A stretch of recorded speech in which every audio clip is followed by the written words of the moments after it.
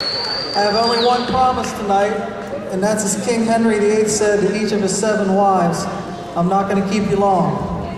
Okay? Graduates, you have earned the right to be here tonight, and I'm so very proud of your accomplishments.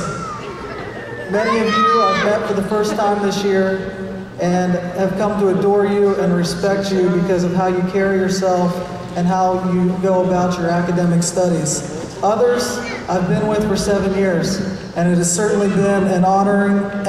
For the first time in history, Freedom High School has gone over the $1 million mark in scholarships, $1.3 million in counting. We estimate we will be at $2 million by the time everything comes in.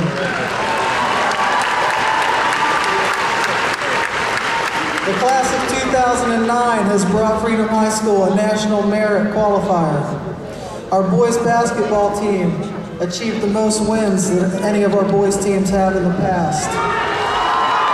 We have a student graduating concurrently tonight with not just her high school diploma, but also her AA degree from Valencia Community College. As you just saw on stage, we have state-recognized musicians, accomplished theatrical performers, and most importantly to me, this whole class just is about quality character, and it has certainly spoiled me as a first-year high school principal and set the bar high for future classes. The pillars of Freedom High School, honor, excellence, and tradition have been strengthened through your accomplishments. To the seniors, graduates, many of you high school will serve as a life marker, meaning that you're going to look back at this day and mark your progress from this point forward. As I prepared for today and thought of a type of profound message I could leave you with, the reality was that when I look back upon my own high school graduation, which seems like yesterday but has been almost 20 years, I didn't really remember much of what was said that night. But I still recognize voices. But one thing I did remember was that our high school principal asked us to write down our goals, what we wanted to accomplish in the future. And I found that, and I want to challenge you to do the same thing tonight. That way you can look back in 20 years and kind of see how it turned out. Now when I looked at mine, I wanted to be a forensic scientist working for a police department. Okay, that didn't turn out. I wanted to be working on my golf game so diligently, but by the age of 50, I was going to join the senior golf tour. That's not working out too well either. I wanted to marry a model. Now, my wife will tell you that that's true. Okay? And I said 2 children would be nice, and that's worked out. So I could look at that and say 50%. That's not good, that's failure. But I don't look at it that way. What I saw was I valued education. It was going to be important to a career. I also value having fun in life, and students, you need to embrace that and also have fun. And also the importance of spending time with loved ones who would be there to support me through trials and tribulations. So when you go tonight, students, in the next couple days, write down your goals and look back in 5, 10, 15, 20 years. And look back at this life marker. You would not be here tonight if you already didn't set these goals. Each of you had a goal to graduate. So for some of you, maybe this was an ends to a mean, while others, it was your ultimate goal. No matter what, you each worked diligently to be eligible to have your diploma conferred tonight. Unfortunately, some of your cohort class members are not with us. Some would argue that this is due to circumstance, hardship, or maybe bad luck. But I must offer you the sobering reality. Students, graduates, life is not an entitlement. There's nothing more important to a person's character than work ethic, and the consequent ability to accomplish success in life is determined by that work ethic.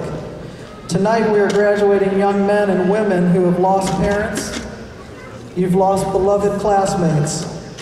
You've endured economic hardships that even resulted in homelessness for some of your peers. Some classmates have traveled across the globe to position themselves to receive the quality education that we're each blessed with and enjoy the freedom and liberties that we adore. Some of these students have mastered English in less than 2 years to be here with us tonight. Another student's mother battled cancer, severe stage this year. She spent all of her out of school and weekend hours at the hospital, but still balanced her studies to be with us tonight. Others, you balanced relationships, extracurricular activities, exams, and jobs to be here. Kristen's friend's mom. Life will continue to be about the ebbs and flows, but you're here tonight because of your persistence and ability to sustain resolve through life. Remember that as you experience these peaks and valleys, it's not only important to sustain resolve through the valleys, but also to exercise humility and dignity on the peaks. This is one of the peaks tonight. Your parents, friends, family members, ministers, teachers, coaches, and others have helped you be here. So students, remember that tonight. Exercise that humility and dignity, and thank all of those who helped you be here tonight. In just a few moments, you will embark on the next phase of your life, but be sure to savor this moment tonight. None of us are immortal. We only have one life, and when it comes to an end, you're going to think back to a few moments. What those moments will be are going to be what you make them out to be. Will they be about a first kiss, the birth of children, a marriage proposal, an engagement acceptance, a wedding, high school graduation, college graduation, a promotion at work, maybe even in a couple weeks, our hometown team bringing an NBA championship. Students, as you leave tonight, some of you will join our armed forces, and I personally say thank you. Many others are going to begin college. Some of those will play collegiate athletics, perform at prestigious musical schools, act on historical stages, and enter the workforce in a variety of skilled arenas. Students, you are entering a tough job market, and it's seen the highest levels of unemployment in our generation. But what you can control is your position to have these moments that we just discussed. And I have 4 things for you on how to set yourself up to create these moments. The first one we talked about already, set your goals. Think about who and what you surround yourself with. Surroundings eventually lead to thoughts, and thoughts lead to words, and over time, words lead to actions. Your actions will either lead you to your goals or prevent you from getting to them. Make sure you're in a position for carpe diem so you can seize the moment when it comes. Number 2, roll with the punches. Life's not always going to be easy, but give the fears that you have a name. When you give your fears a name, that's a problem. And students, you are outstanding about solving problems. Number 3, one life, dare, live life. There's an old country saying, if you only do what you've done, you'll only get what you've got.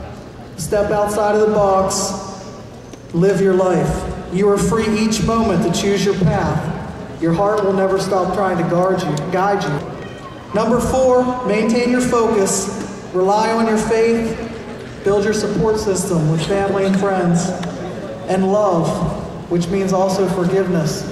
If there's somebody in your class that you want to forgive tonight or offer forgiveness to, I urge you to do it. I've made that mistake. You don't want to carry that around with you for the years ahead. Reach out tonight to them. And also, if every one of you in this room gives back in some way, the world will be a better place. Students, we're all lifelong learners, so go forward, believe in yourself, never give up, and may tonight be the beginning of a new journey, a great adventure, and most importantly, a life lived well and with purpose. Thank you, and congratulations.